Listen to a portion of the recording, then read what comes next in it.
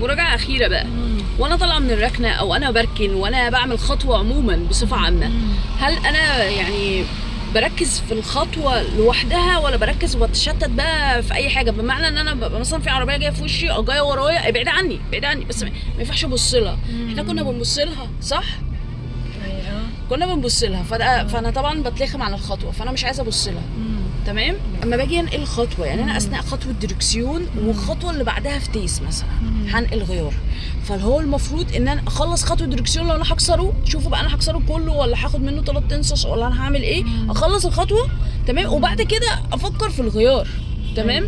يعني لو اخلص الحاجه كامله وبعدين انقل، مش اخلص الخطوه نصها وبعدين انقل على حاجه تانية وبعدين انسى الخطوه اللي انا المفروض عملت نصها. لا خلصي لي الخطوه كامله وبعدين خش على اللي بعدها عادي، سواء هنا او هنا، بداتي هنا او هنا عادي جدا. صح؟ مش احنا عملنا كده النهارده؟ صح.